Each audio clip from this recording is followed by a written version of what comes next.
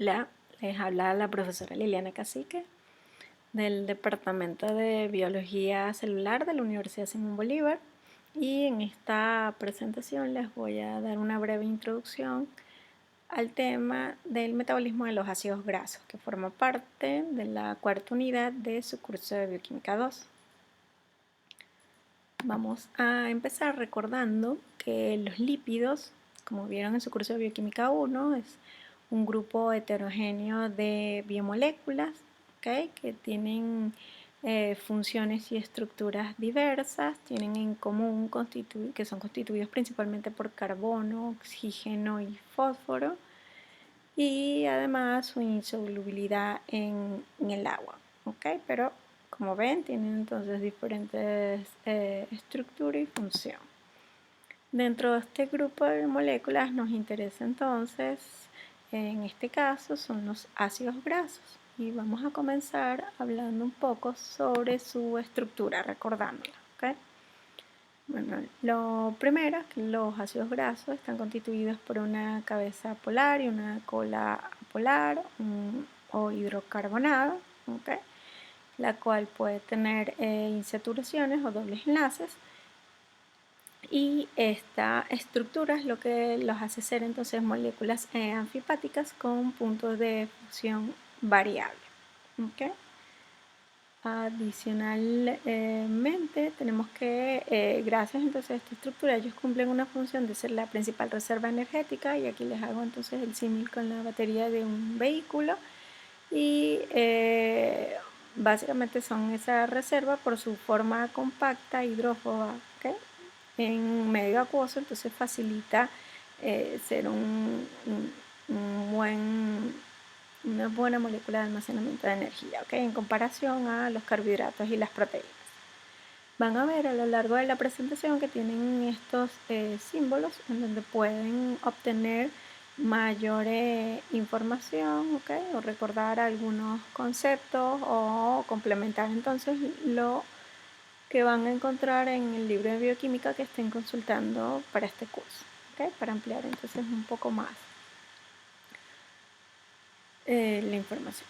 En cuanto continuando con las características de los ácidos grasos, recordamos entonces que aquellos que están formados principalmente por cadenas saturadas, como la mantequilla, van a ser sólidos a temperatura ambiente, mientras que aquellos que presentan insaturaciones tienen, por lo tanto, menor punto de fusión y pueden estar entonces en estado líquido, por ejemplo, algunos aceites vegetales.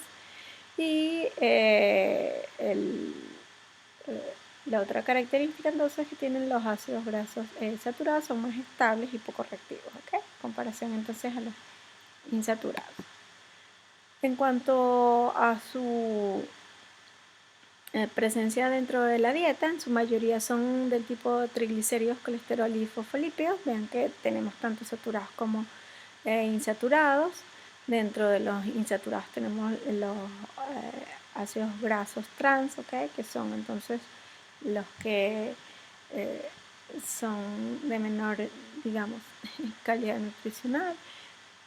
Y en cuanto a los insaturados, ¿okay?, con buenos beneficios para nuestra salud, tenemos el omega 6 y omega 3, que son ácidos grasos esenciales, ¿okay? Por lo tanto, debemos consumirlos entonces dentro de nuestra dieta.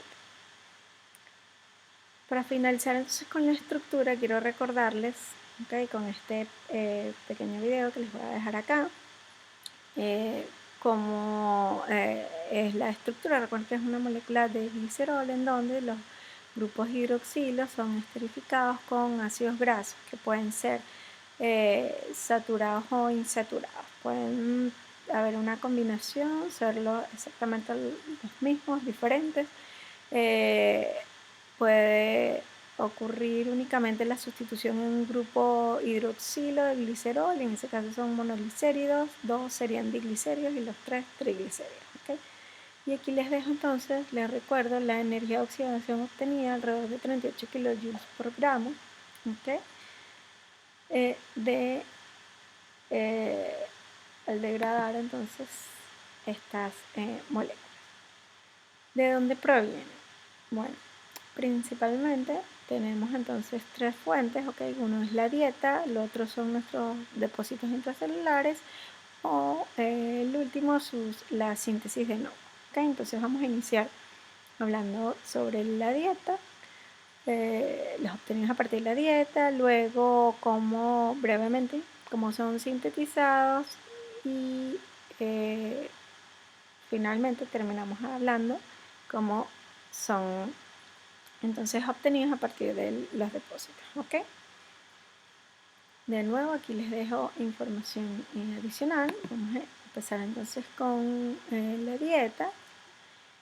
Cuando consumimos entonces el alimento, la primera fase de degradación o de obtención de estos ácidos grasos ocurre en la boca con la secreción de lipasas en la saliva que actúan sobre los triglicéridos, diglicéridos y monoglicéridos. De allí pasan a nuestro estómago, donde ocurre una hidrólisis ácida de los lípidos y también la acción de lipasas gástricas. Posteriormente, a medida que van pasando al estómago hacia el intestino delgado, van a ser sometidas a la acción de proteínas pancreáticas como lipasa, colesterol esterasa y fosfolipasa A2, ¿okay? Que van degradando entonces esas grasas complejas de los alimentos en sus elementos constituyentes. Recuerden entonces por esa característica anfipática ellos pueden formar micelas y gracias a la acción de las sales biliares emulsifican estas grasas, forman estas micelas y facilitan entonces su absorción a través de las microvellosidades intestinales. Una vez que son captadas entonces estas micelas en el interior de estas células del intestino delgado se ensamblan los monoglicéridos, el colesterol libre, los lisofosfolicéridos y ácidos grasos en los llamados kilomicrones, ¿okay? Que son partículas constituidas por proteínas y lípidos. Estos kilomicrones entonces permiten el transporte de esos ácidos grasos a través del sistema linfático y el sistema sanguíneo y también van a estar sometidas a la acción de algunas lipasas. Finalmente, estas partículas llegan al hígado y al tejido adiposo en donde pueden ser ensambladas nuevamente en otro tipo de lipoproteínas y devueltas al torrente sanguíneo o son almacenados en la forma de energía, ¿okay? En la forma de triglicéridos dentro de nuestro tejido de reserva energética.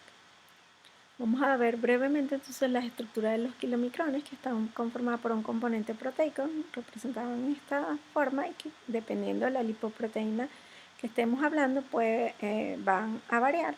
Luego tenemos una capa formada de fosfolípidos que contiene en su interior triacilgliceroles, ésteres de colesterol y colesterol. ¿Okay? Dependiendo entonces de la densidad de estas lipoproteínas plasmáticas pueden haber diferentes tipos, los kilomicrones son las más grandes, luego tenemos la de muy baja densidad, por sus siglas en inglés, Very Low Density Lipoprotein, las de baja densidad y las de alta densidad. ¿Okay? Y estas lipoproteínas, como veremos más adelante en el curso, son las que llamamos o se refieren como un colesterol malo o colesterol bueno, ¿okay? O cuyos niveles son relevantes para saber si la persona está en riesgo de sufrir alguna enfermedad cardiovascular. Vamos a pasar entonces a la siguiente fase de la presentación, como es la síntesis de los ácidos grasos. Recuerden el esquemita del triángulo, ya vimos su origen de la dieta, ahora cómo se sintetizan y antes de describirles brevemente el proceso, les quiero recordar que cada una de las rutas que estamos hablando, ellas ocurren en un compartimiento diferente, independientemente si estamos hablando de una célula animal o una célula vegetal. ¿Okay?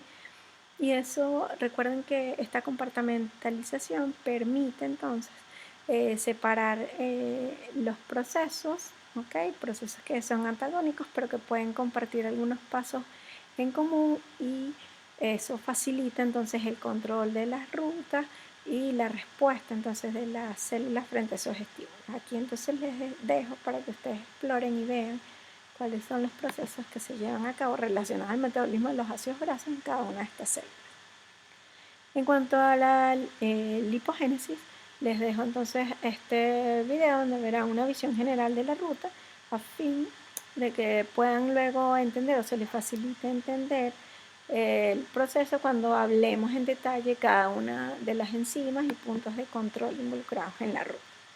A nivel general, les puedo decir entonces que ocurre en las células hepáticas, en el citosol de las células hepáticas y en las glándulas mamarias, que requieren unidades de carbono, acetil-CoA, el cofactor recuerden, de las rutas anabólicas, el NADPH y energía, por supuesto, porque es un proceso que requiere entonces la inyección de energía para llevarse a cabo. ¿Dónde se obtienen entonces estos componentes? Vienen de la ruta glucolítica, que recuerden de la oxidación de glucosa hacia piruvato y luego hacia acetil-CoA. El cofactor viene principalmente de la ruta de las pentosas fosfato. Y parte de este acetil-CoA también puede venir de la degradación de proteínas. ¿Qué me permite la lipogénesis? Bueno, el almacenamiento de la energía en el tejido adiposo, porque me va a permitir sintetizar entonces esos pequeños bloques que luego van a ser almacenados dentro de las células, los adipocitos. Ok, vamos entonces a la tercera y última parte de ese triángulo que vimos hace unas láminas atrás, que tiene que ver entonces con otras fuentes de esos ácidos grasos como su degradación o el proceso conocido como lipólisis. De nuevo, les dejo un pequeño video introductorio donde explican de forma general este proceso y mayor información. ¿Okay? Antes de verlas en detalle en las siguientes clases. Forma general, la lipólisis, ¿dónde ocurre? En el tejido adiposo. ¿Okay? ¿Y qué requiere? Requiere una señal hormonal. ¿Okay? Vean entonces que aquí tenemos una gran diferencia en comparación a la lipogénesis, que está entonces bajo control hormonal dentro de estas células, los adipocitos, y involucra entonces el transporte de los ácidos grasos hacia los tejidos que lo requieren, ¿okay? Hacia los tejidos que requieren energía. ¿Por qué hablo de que requieren energía? Porque este proceso ocurre cuando hay una disminución de la concentración de glucosa en la sangre o estamos sometidos a dietas bajas en carbohidratos. ¿Okay? Por lo tanto, el fin de este proceso es la obtención de energía mediante la oxidación de esas cadenas, ¿okay? De ácidos grasos. Antes de culminar la presentación, quiero recordarles que cada vez que ustedes han visto una ruta metabólica, bueno, rutas que son antagónicas, una anabólica y otra catabólica, siempre vemos también su interconexión, ¿ok? Porque, bueno, si bien son procesos que parecieran ir en sentidos diferentes, están interconectados. Y aquí tenemos entonces nuestra reserva de energía, que es nuestro tejido adiposo, ¿ok? Esa grasita que no nos gusta porque es esencial para nuestra sobrevivencia, y almacenada entonces esa energía en forma de triglicéridos. Cuando se requiere entonces ocurre el proceso de lipólisis que me genera glicerol y ácido graso, constituyentes entonces de estas biomoléculas. El glicerol puede ingresar dentro de los pasos de la ruta glucolítica y gluconegénica, mientras que los ácidos grasos, que esa cadena carbonada pasa hacia el proceso de beta-oxidación para generar acetil-CoA, ¿okay?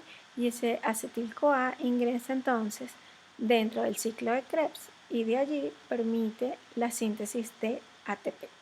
¿Okay? Vean aquí que también la degradación de proteínas, es decir, de esos aminoácidos constituyentes de proteínas, me aportan entonces componentes que son requeridos, ¿okay? Como el acetil-CoA para la síntesis de estos ácidos grasos. Si seguimos estas flechas grises, ¿okay? Vemos que ese acetil-CoA, cuando hablamos de rutas anabólicas, también puede ser empleado para la síntesis de colesterol, esteroles y sales biliares. ¿Okay? Y cuando hablamos entonces de la lipogénesis, son ácidos grasos y ese glicerol proveniente entonces de esa ruta glucolítica pueden ser ensamblados en triglicéridos y devueltos entonces a nuestro tejido adiposo. ¿Ok? Vean entonces que también las grasas obtenidas en las dietas pueden ser empleadas bien sea para ruta oxidativa o almacenamiento. Y aquí se encuentra algo llamado cuerpos cetónicos que provienen entonces o son ensamblados a partir de ese acetil-CoA que viene la agregación de estos ácidos grasos y van a ser el combustible de órganos como nuestro cerebro cuando las reservas de glucosa están muy bajas, es decir, durante los periodos de ayuno prolongado. ¿Okay? Bueno, esto es suficiente por ahora. Agradezco entonces su atención y ante cualquier duda aquí les dejo mi información de contacto.